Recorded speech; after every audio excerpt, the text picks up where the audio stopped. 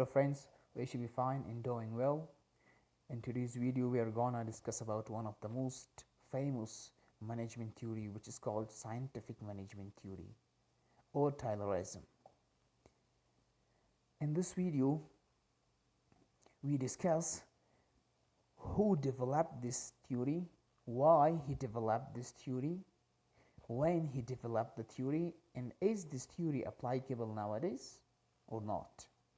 So watch the video till to the end and let's start.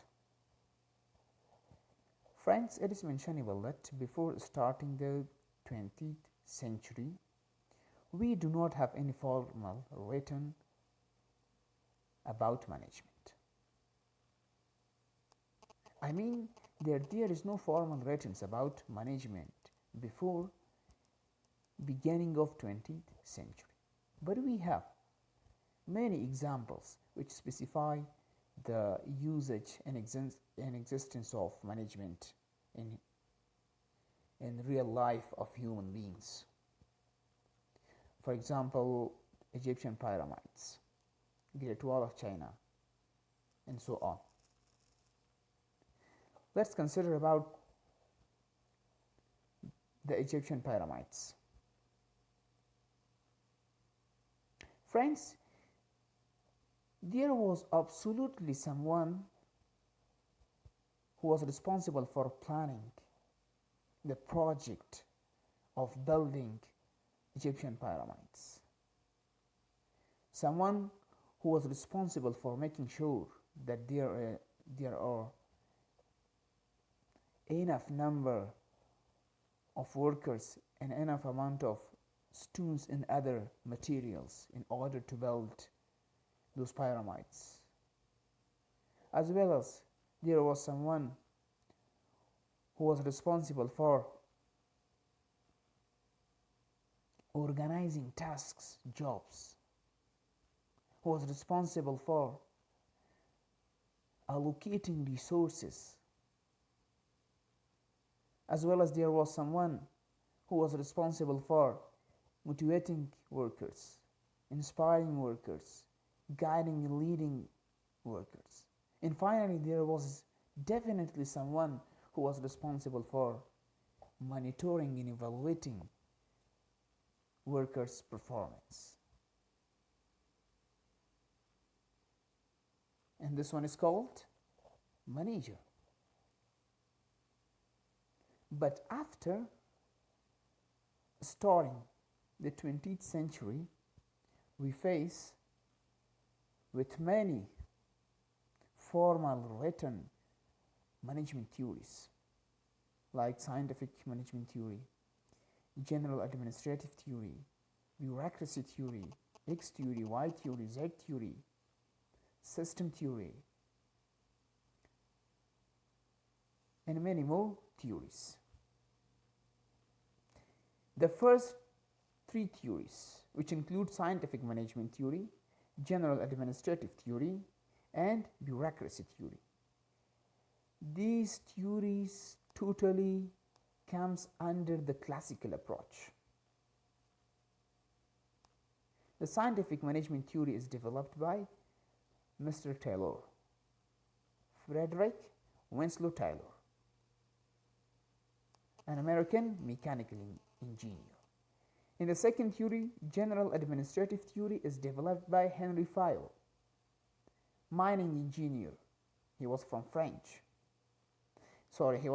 from France.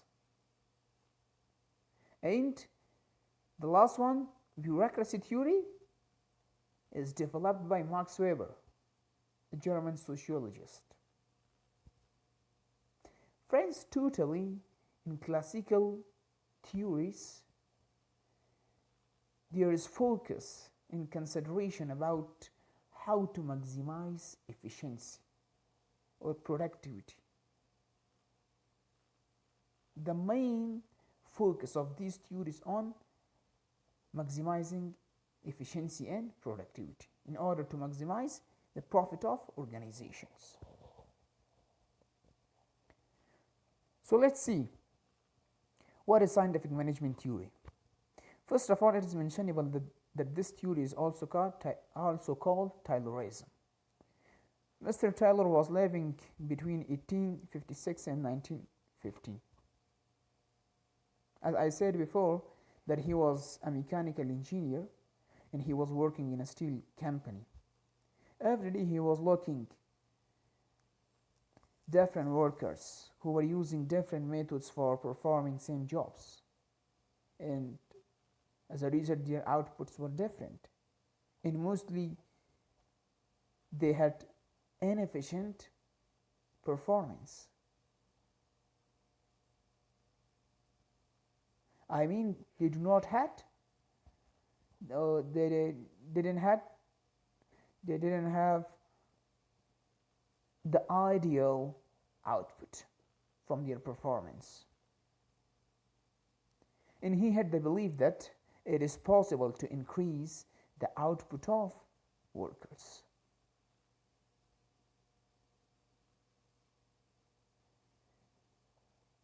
Experiments which he used in his studies is called pig iron experiments. As I said, he was working in a steel company, and workers in that company were loading iron on pigs and were conveying those iron to train. And their output was 12.5 tons per day. But Taylor had the belief that it is possible to increase their output from 12.5 to 47 tons per day. And he did it. But how? He said that we can do it by specifying one best way for performing a specific job. And this one way should be identified by using scientific methods. And he did it. He specified one best way for the job, and he used scientific methods, scientific techniques, scientific procedures for every single job. And even he developed and used specific tools and equipments for performing specific jobs, as well as he developed standards for recruiting and selecting workers in specific jobs, as they should have specific skills and experience in order to successfully perform a job. And he implemented all his 4 scientific management principles. And as a result, he achieved what he was saying. I mean, he increased the output from 12.5 tons to 47 tons per day.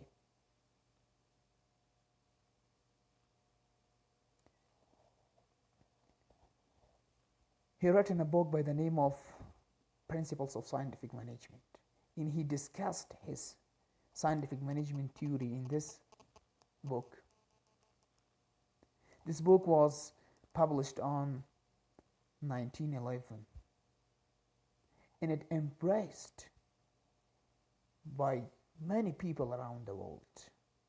And as a result, Taylor got the title or surname of Father of Scientific Management. And therefore, nowadays, this theory is also called Taylorism.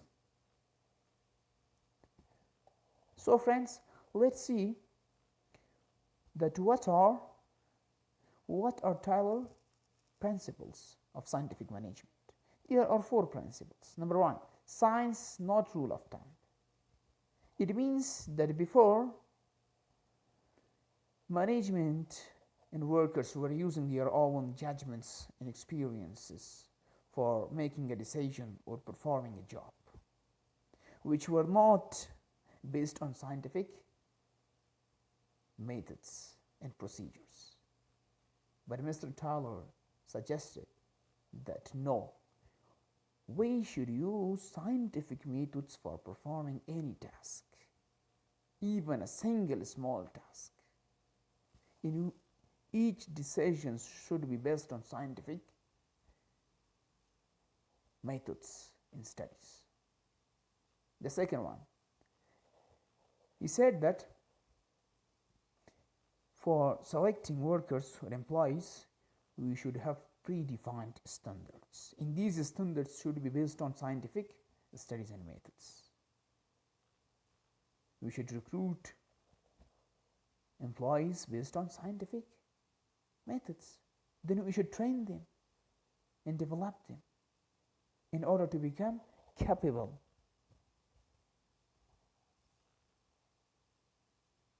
And the third one, he said that there should be enough cooperation and help and coordination among management and workers in order to make sure that works are done effectively and efficiently. And finally, he said that work and responsibilities should be equally divided among management and workers. As managers should do what are suitable for them, and workers should do what are suitable for them.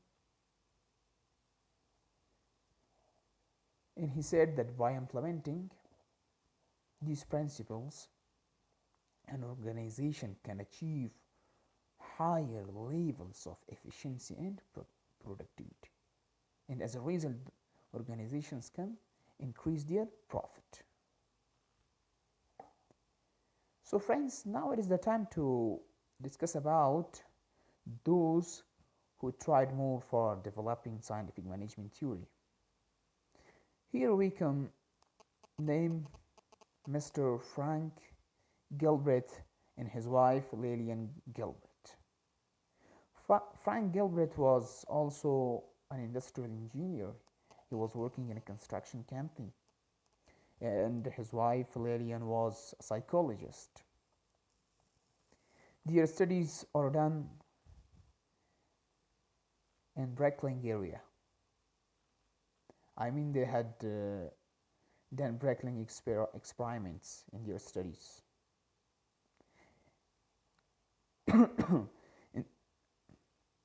and they were focusing on hands and body motions of workers in Breckling.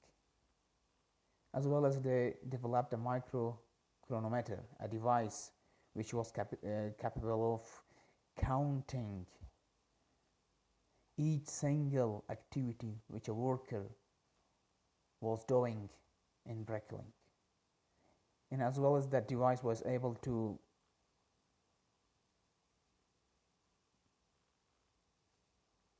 count or measure the time which was spent for every single task.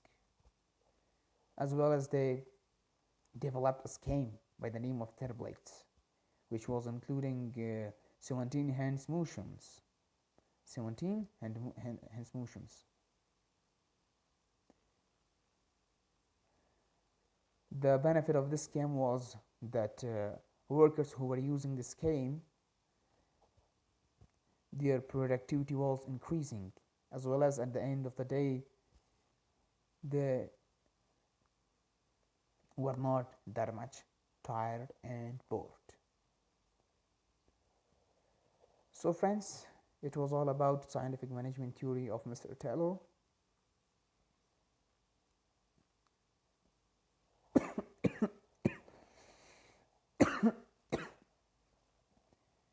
If you have any question, suggestion, or opinion, please share your opinion with us in the comments. And do not forget that our next lecture is gonna be about one of the most famous management theory, which is called general administrative theory. And that theory is developed by Henry Fayol.